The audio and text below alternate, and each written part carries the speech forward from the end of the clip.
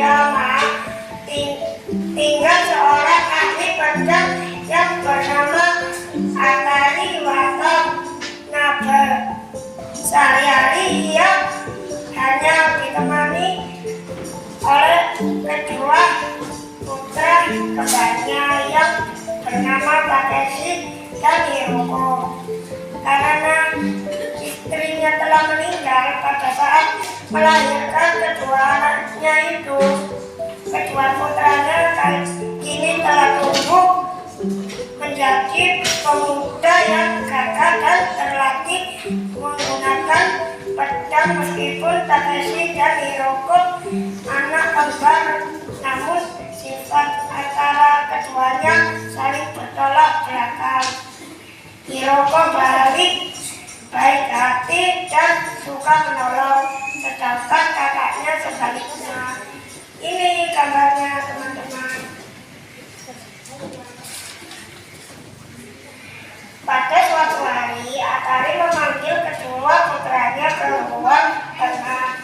Anak-anakku, hari ini ayah akan pergi ke kota untuk menemui kawan lama ayah. Mungkin pulang agak lama, maklum kami telah berpisah cukup lama. Untuk itu ayah mempercayakan rumah dan kebun untuk kalian rawat baik-baiknya, pesan Atari kepada kedua anaknya. Siang harinya Takeshi dan Hiroko mengantarkan kepergian ayahnya ke kota sampai batas desa. Ini gambar-gambarnya.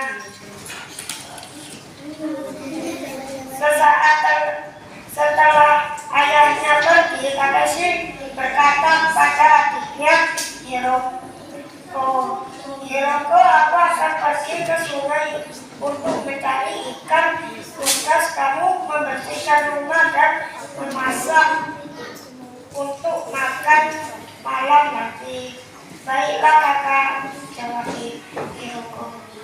Tak lama kemudian Takeshi pergi dengan membawa air dan tempat ikan, menyapu halaman rumah.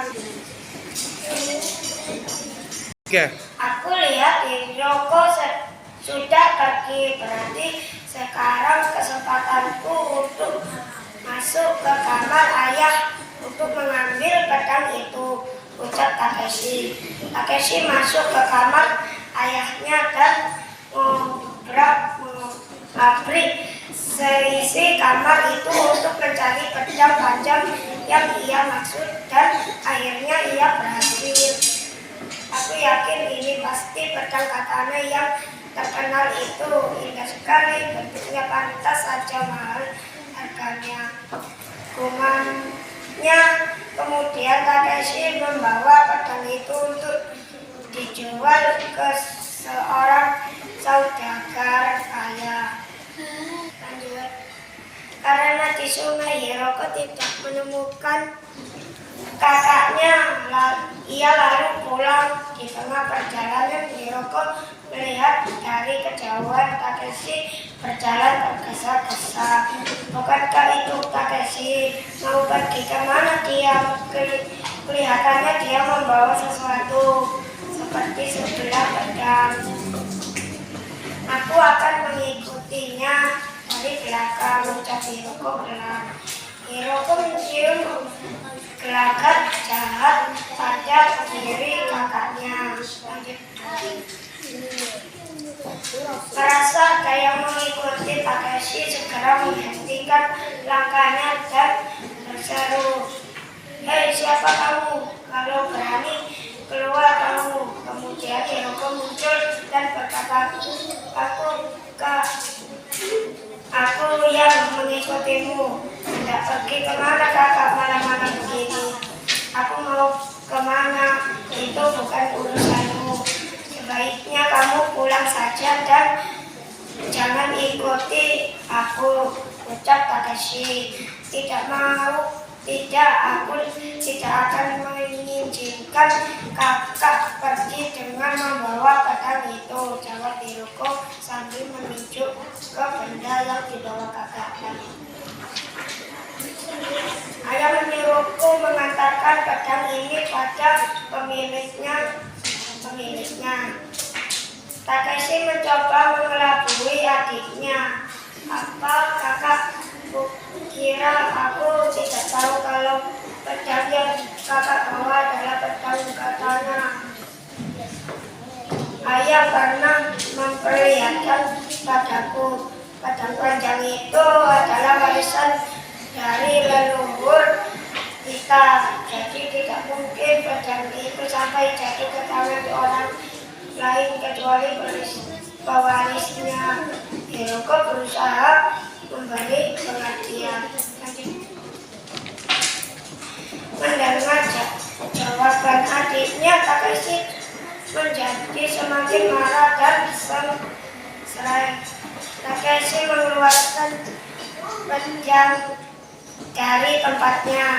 Pedang itu berkilatan bagai halilintar memantulkan cahaya bulan di malam itu. Hiroko, kamu turuti saja perintahku, sebab kalau tidak pedang ini yang akan bicara. Hiroko mencoba untuk bersabar dan tetap berusaha menyadarkan kakaknya untuk menurunkan niatnya. Dengan tengah masih mengenggam pedang, Takeshi mencoba melawan naga itu. Ia telah bersiap-siap menyodorkan pedangnya ke arah sang naga. Ayo maju, akan aku cincang tubuhmu. Dan pedang ini sesumber Takeshi. Naga itu menyemburkan api yang dahsyat dan menyambar tubuh Takeshi. Ia pun terpental dan lumpuh tak sadarkan diri. Selama menjadi prajurit samurai, prestasi Hiroko sangat gemilang. Dengan pedang katakana di tangannya, ia berhasil menaklukkan musuhnya.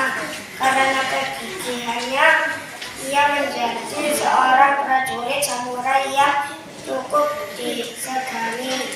Akhirnya Kaisar Tokugawa mengangkatnya menjadi panglima perang di kerajaannya hingga akhir hayatnya. Hiroko tetap dikenal sebagai seorang kesatria samurai yang tangguh dari Jepang. Demikian cerita saya hari ini. Mohon maaf kalau ada salah. Wassalamualaikum warahmatullahi wabarakatuh.